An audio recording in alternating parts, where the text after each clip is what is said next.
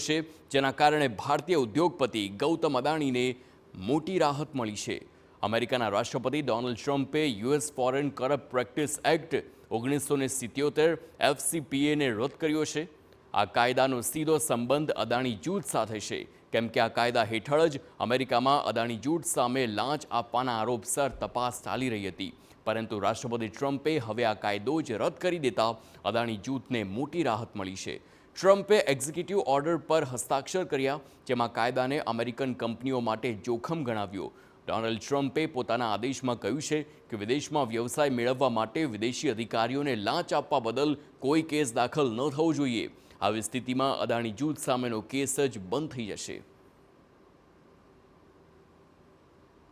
તો આ ઉપરાંત 6 યુએસ સાંસદોએ પણ નવા એટર્ની જનરલ પામ બોન્દીને પત્ર લખીને બાઇડન વહીવટ દરમિયાન કરવામાં આવેલી અદાણી ગ્રુપની તપાસની સમીક્ષા કરવાની માંગ કરી છે.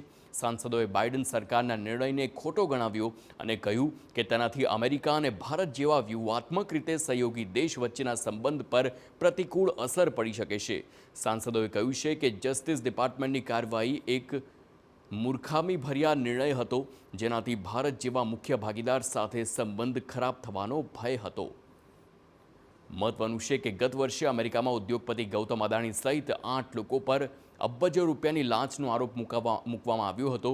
યુનાઇટેડ સ્ટેટ્સ એટર્ની ઓફિસરે આરોપ લગાવ્યો હતો કે અદાણીએ યુએસમાં સૌર ઉર્જા કરાર મેળવવા માટે ભારતીય અધિકારીઓને 2200 કરોડની લાંચ આપી છે. આ મામલે અદાણી ગ્રુપની company Adani green energy limited અને અન્ય એક કંપની સાથે સંબંધિત હતો, જે બાદ 24 ઓક્ટોબર 2024ના રોજ ન્યૂયોર્કની ફેડરલ કોર્ટમાં કેસ દાખલ કરવામાં આવ્યો, જેમાં ગૌતમ અદાણી અને તેમના ભત્રીજા સહિત 8 લોકોને આરોપી બનાવવામાં આવ્યા હતા.